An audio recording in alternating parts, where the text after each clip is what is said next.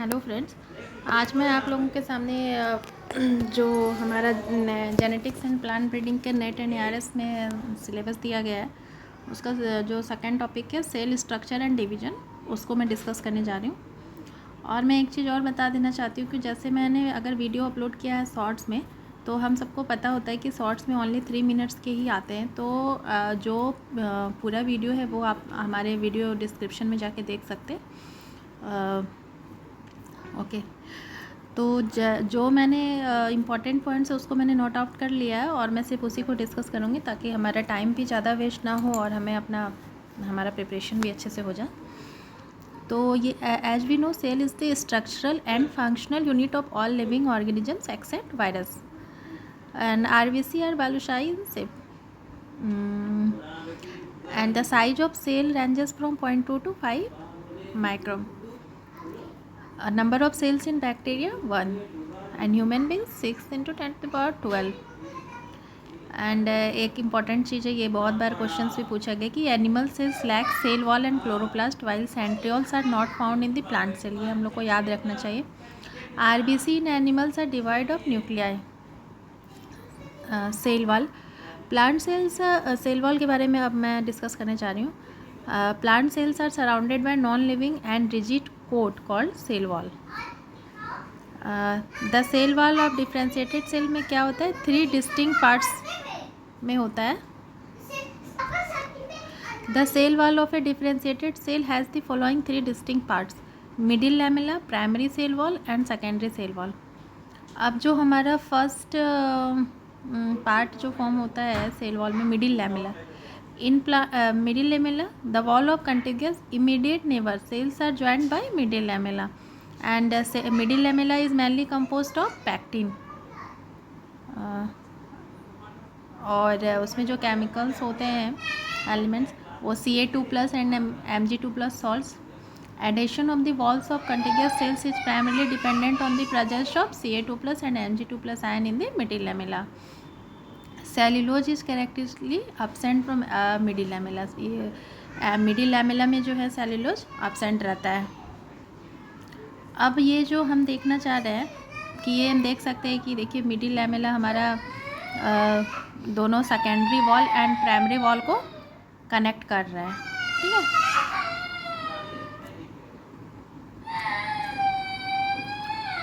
अब middle lamella जो है हमारा है, middle lamella is the first to originate following cell division. अब हमारा क्या है, primary cell wall. Primary cell wall is deposited after the formation of middle. जब मिडिल लैमेला बन जाता है उसके बाद प्राइमरी सेल वॉल डिपॉजिट होता है and lies between middle lamella and plasma lemma. Primary cell wall का main constituents are hemicellulose 53%, cellulose 30%, and in addition to other pectin, protein ये सब भी रहता है। बट हम लोग को जनरली याद करना है कि प्राइमरी सेल वॉल क्या होता है, हेमी सेलुलोज एंड सेलुलोज। अब बस हम प्राइमरी सेल वॉल के बाद आते हैं सेकेंडरी सेल वॉल में। Secondary cell wall is the last to deposit. सबसे लास्ट में जो डिपॉजिट होता है सेल में वो सेकेंडरी सेल वॉल होता है and lies between primary cell wall and plasma lemma. And secondary cell wall it's the innermost layer of wall. It compose mainly of cellulose. Secondary cell wall क्या चीज़ का रहता है, cellulose mainly. But in many tissues it contains lignin, suberin and in some cases cutin। Several microfibrils associated to form a macrofibril which is the structural unit of secondary cell wall। अब हमारा क्या है, plasma lemma. Plasma lemma को हम लोग plasma membrane and cell membrane भी बोलते हैं। The membrane including cytoplasm of a cell is known as plasma lemma और प्लाज्मा मेम्ब्रेन। जो हमारे साइटोप्लाज्म ऑफ ए सेल जो को मेम्ब्रेन इनक्लोज करता है उसे हम लोग प्लाज्मा लेमा या प्लाज्मा मेम्ब्रेन बोलते हैं। Plasmalemma is composed of lipids and protein. ये हम लोग को याद रखना है कि सेल मेम्ब्रेन जो है हमारा लिपिड एंड प्रोटीन से बना होता है। The average composition of plasmalemma is, उसमें क्या है, protein 40% and lipid 60%। The major portion of lipid consist of phospholipids. Okay, अब हमारा क्या है, ये जो हमारा लेयर दिया गया है कि कैसे सेल मेम्ब्रेन फॉर्मेशन होता है उसमें, कि उसको हम लोग देखना चाह रहे हैं कि एक हम यूनिट मेम्ब्रेन भी बोलते हैं, उसमें ऑस्मोफिलिक एंड ऑस्मोफोबिक लेयर होता है। तो उसको कॉइंड है, ये unit membrane was coined by Robertson. And the other one that is important is in 1935 Davson and Danielli proposed the lipid protein bilayer model of membrane. ये हो गया। अब मैं ये आप लोगों को जो है लिपिड प्रोटीन बायलेयर मॉडल, इसको अच्छे से डिस्क्राइब करना चाहती हूँ। ये हमारा देखिए पिक्चर में हमारा जो दिखाया गया है, first one is unit membrane है, उसमें एक ऑस्मोफिलिक लेयर है, अदर ऑस्मोफोबिक लेयर है। अब दूसरा जो है डेवसन डैनियली मॉडल, ये हम लोग देख रहे हैं ना कि इसमें एक नॉन पोलर एंड है, दूसरा पोलर एंड है, एंड बीच में लिपिड मॉलिक्यूल्स जो है वो अरेंज किया गया है, और बाहर में आउटसाइड में प्रोटीन मॉलिक्यूल्स अरेंज्ड है। एंड तीसरा एंड मोस्ट इम्पॉर्टेंट मॉडल जो है वो फ्लूइड मोज़ेक मॉडल है। उसमें क्या होता है, the protein molecules are embedded either fully or partially in the lipid bilayer instead of being arrange on the, मतलब जैसे हम लोगों ने ये डेवसन डैनियली मॉडल में देखा ना, आउटसाइड और इनसाइड ऐसा लिपिड एंड प्रोटीन का वो रहता है अरेंजमेंट। बट ये जो है हमारा last one fluid mosaic model, इसमें प्रोटीन मॉलिक्यूल्स जो है एम्बेडेड है लिपिड मॉलिक्यूल्स में। अब हमारा क्या है कि हम लोग ये देखते हैं प्लाज्मा लेमा का चीफ फंक्शन क्या है, मतलब सेल मेम्ब्रेन का, to regulate the movement of various molecules into and out of the cytoplasm. And smaller molecules जो होते हैं जैसे water pass through the plasmalemma more easily than relatively largest molecule. Similarly lipid soluble molecules pass through the plasmalemma more rarely than lipid insoluble. जो lipid soluble molecules रहता है plasmalemma के through rarely पास हो जाता है। And other one is अब हम इसमें देख रहे हैं ना कि एक पैसिव मूवमेंट ऑफ मॉलिक्यूल्स है, जैसे Ca2+ and Mg2+ ions are transported into the cytoplasm। इसमें पैसिव ट्रांसपोर्ट और एक्टिव ट्रांसपोर्ट पे हम लोगों को ध्यान देना है। तो जो हमारे आयंस होते हैं जैसे Ca2+ एंड Mg2+ है, इसका हमारा पैसिव ट्रांसपोर्ट में हम लोग देख सकते हैं कि molecules across plasma lemma, some ions are transported across plasma lemma by means of active transport। Active transport of ions is dependent, किस पे डिपेंडेंट होता है, जो हमारा एटीपी एनर्जी रहता है उस पर, ठीक है। अब हमारा साइटोप्लाज्म है, the substance except nucleus surrounded by the plasmalemma is known as cytoplasm. ये हम लोग को समझना पड़ेगा कि न्यूक्लियस को छोड़ के जितने भी सब्सटेंस जो सराउंड होते हैं प्लाज्मा लेमा से, उसे हम लोग साइटोप्लाज्म बोलते हैं, ठीक है। अब जैसे हम लोग अगर साइटोप्लाज्म को लेते हैं तो साइटोप्लाज्म माइनस दिस स्ट्रक्चर जो भी अदर देन है उसको हम लोग हैलो। अब जो हमारा साइटोप्लाज्म स्ट्रक्चर है इसमें हम लोग देख रहे हैं कि कितने सारे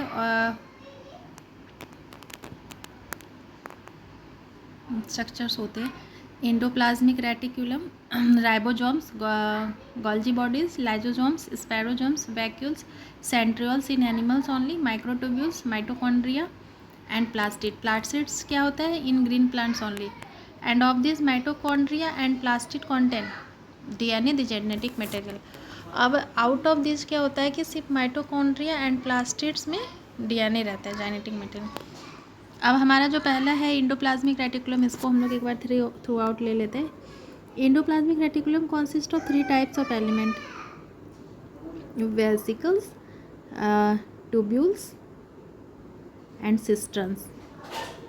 एंड ये हम लोग एक बार देख लेंगे कि ER जो होता है generally present in differentiated cells, it is not found in RBC, eggs, undifferentiated cells and prokaryotic cells. And ER is connected with the plasma lemma as well as with the nuclear envelope। and ये मतलब ऐसा किया assumption है कि ER originates from the outer membrane of the nuclear envelope। उसके बाद क्या है, हम लोग ये देखेंगे कि ER भी जो होते हैं 2 टाइप के होते हैं, smooth ER and rough ER। In the smooth ER elements, both outer and inner surfaces are regular and smooth. In those cells where little or no protein synthesis takes place. Smooth ER में क्या होता है कि हमारा कोई protein synthesis नहीं होता है. And in rough ER, the outer surface of membranes have rough appearance due to the attachment of ribosomes. Rough ER is mainly composed of cisterns, membrane enclosed plate-like elements, and is found in cell. जो हमारा rough ER होता है उसमें हमारा protein synthesis होता है. बस ये हम लोग को ध्यान रखना है कि स्मूथ ER में प्रोटीन सिंथेसिस नहीं होता है एंड रफ़ ER में प्रोटीन सिंथेसिस होता है. ओके.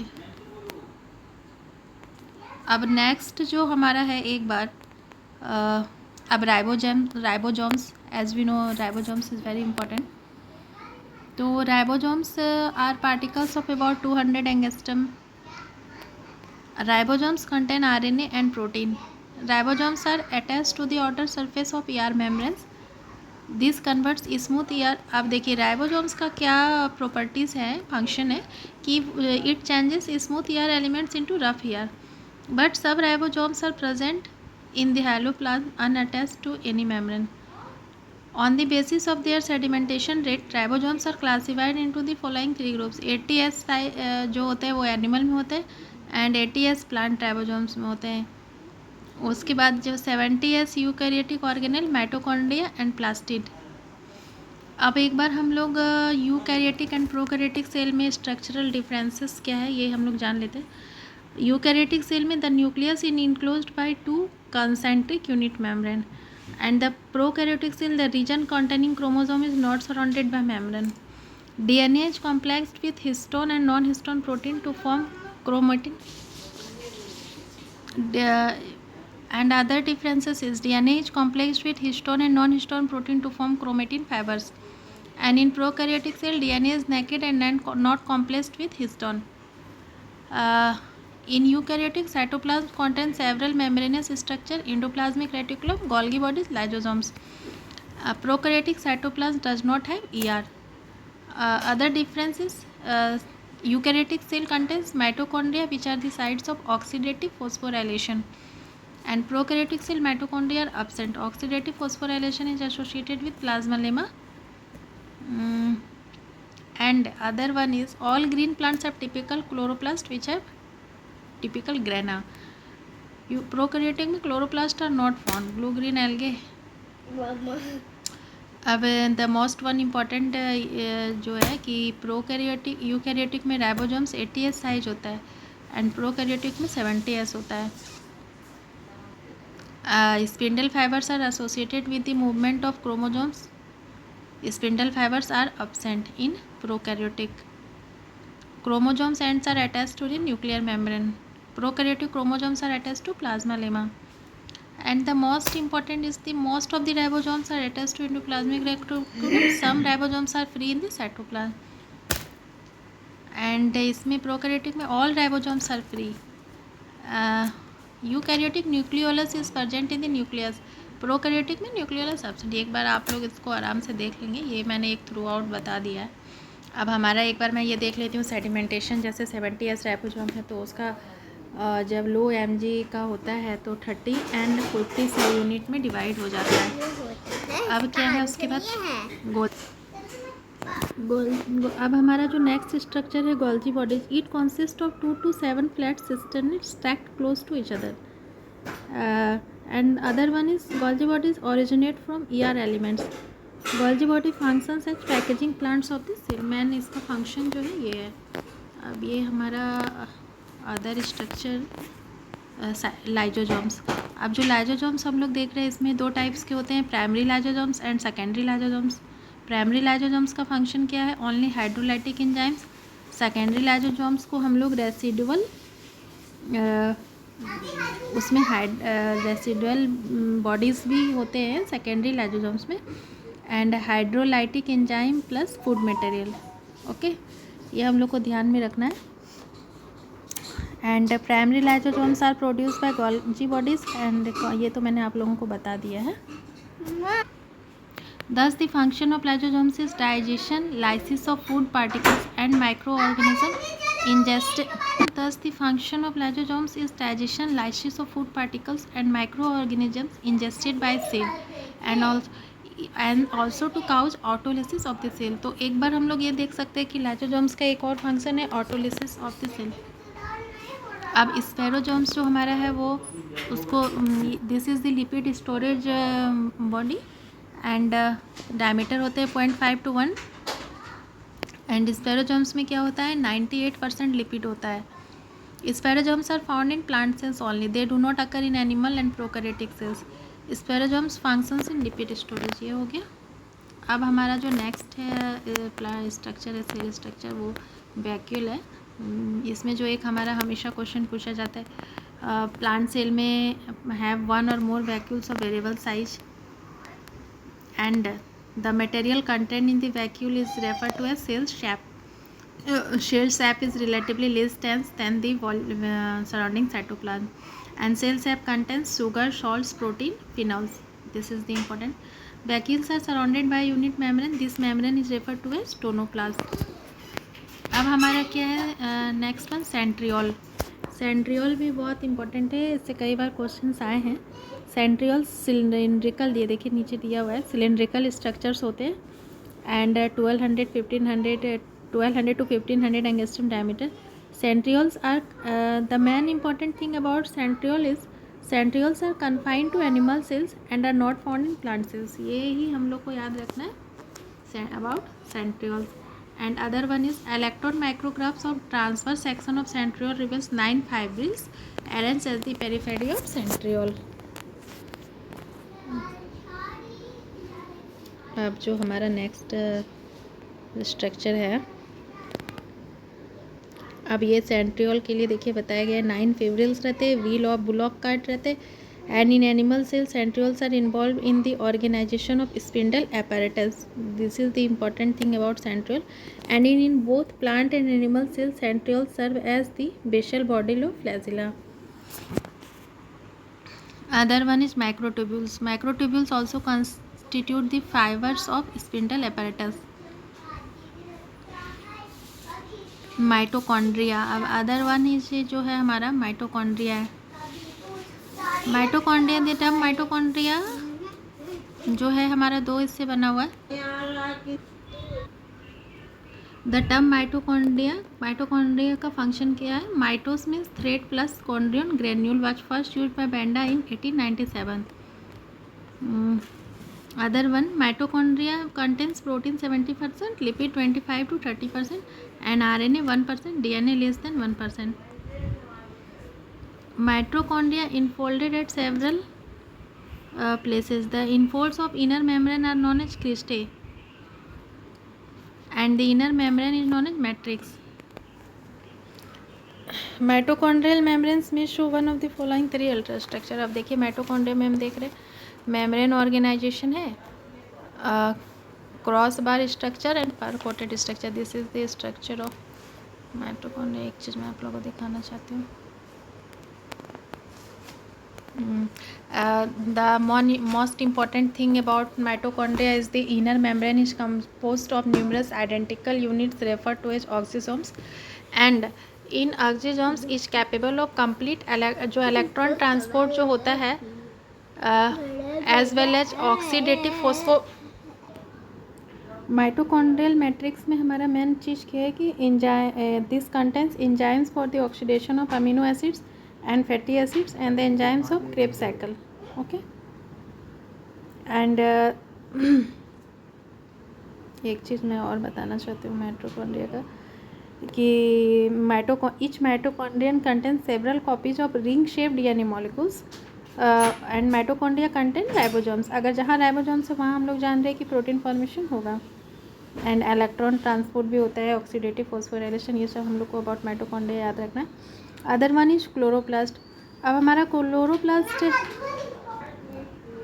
क्लोरोप्लास्ट है typically biconvex lamp shape of about 5 micron diameter and 3 micron thickness.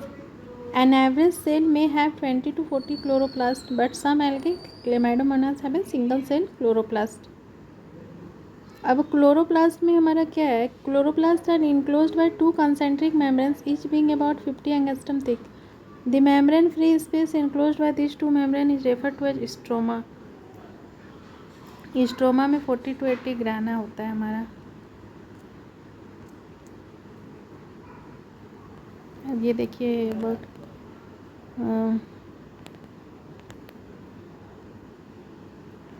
Each granum contains 5 to 25 flat cisternae.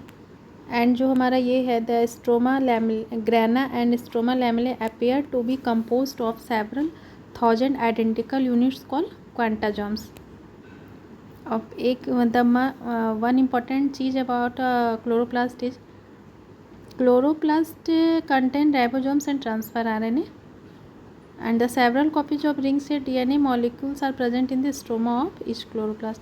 अब हमें ये जानना है कि क्लोरोप्लास्ट प्लांट सेल में है two more type of plastid called leucoplast and chromoplast. Leucoplast are colourless plastids and functions in the storage of starch protein and fats.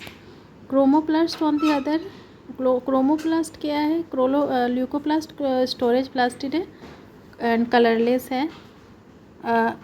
And the chromoplast जो है वो contain pigment other than the chlorophyll and which जो हमारा ये है chromoplast वो कौन सा कलर को करता है, pigment fucoxanthin and phycocyanin. The main function of chloroplast is photosynthesis and हम लोग का ATP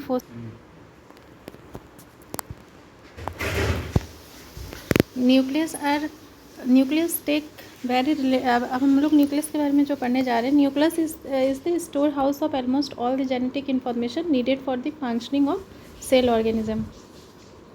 nuclei take up relatively deep stain with basic dyes and the एक जो मेन इंपॉर्टेंट ठीक है, nuclei in development was first demonstrated by German scientist Hammerling in 1934। ये nucleus जो हमारा है एंड जो हमारे बार बार एग्जाम्स में क्वेश्चंस आते हैं, nucleus term nucleus coined by Robertson and discovered by Hammerling in 1934 in unicellular alga Acetabularia. ये हम लोगों को याद रखना है। अब हमारा नेक्स्ट जो अब देखिए न्यूक्लियस जो है हमारा, ये हम लोग देखते हैं कि जो पी न्यूक्लियाई के बारे में दिया हुआ है, contain 40% DNA, 12% RNA and 74% protein on dry weight basis. And the following 3 distinct type of structure जो हमारा इंटरफेस न्यूक्लियाई में आता है, nuclear envelope, nucleolus and chromatin fibre. अब हमारा न्यूक्लियर एनवेलप है वो क्या है, न्यूक्लियस जो is enclose by 2 concentric membranes and each being 70 to 80 angstrom in thickness. अब उसमें हमारा पेरी न्यूक्लियर स्पेस है, न्यूक्लियर एनवेलप में न्यूक्लियर पोर्ट्स और एन्यूलाई है and the annuli provide the main channel for transport of materials from and into the nucleus. अब nucleolus में हमारा जो मेन होता है, interphase nuclei contain relatively dense spherical bodies called nucleolus. Generally nucleoli जो हमारा होता है डी से interface nuclei contain relatively dense spherical bodies called nucleolus. Nucleolus is ordinarily attached to a specific region, nucleolus organizer region of a specific chromosome, जिसे हम लोग NOR कहते हैं, न्यूक्लियोलस ऑर्गेनाइजर क्रोमोजोम। अब उसमें न्यूक्लियोलस में क्या होता है, at mitotic metaphase the nucleolus organiser region generally appears as an additional construction or even as a cap. Therefore this region is known as secondary constriction। अब उस जो वो रीजन जो हमारा होता है उसको हम लोग क्या बोलते हैं, secondary constriction. And the part of chromosome beyond the secondary constriction appear as a satellite. जो हमारा सेकेंडरी कंस्ट्रिक्शन जो होता है ना, वो metaphase, during metaphase the main function of nucleoli का मेन फंक्शन क्या है, production and organisation of ribosomes. अब ribosomal RNA is produced by gene. Nucleolus में हमारा क्या होता है, राइबोसोमल आरएनए होता है, located in the NOR region जो हमारा, या सेट और क्रोमोसोम्स का रीजन जो होता है उसमें होता है। अब हमारा नेक्स्ट जो है क्रोमेटिन फाइबर। क्रोमेटिन फाइबर में क्या होता है, 40% DNA, 55% protein and 4 to 5% RNA होता है। chromatin fibers is the most important, and we can know that it relatively much more condensed in heterochromatin than those in euchromatin. As a result, heterochromatic regions appear much more dense than euchromatic region. Chromatin fibers में क्या है, about 40% DNA, 55% protein and 4 to 5% RNA. And chromatin fibers are the basic unit of chromosome structure. They are also the fundamental basis of inheritance. Chromatin fibers are also the fundamental basis of inheritance since they contain the genetic material DNA. Chromatin fiber में हमारा क्या रहता है, 4 to 5% RNA and DNA होता है. This is the last structure, chromatin fiber, and chromatin fiber is the basic unit of chromosome.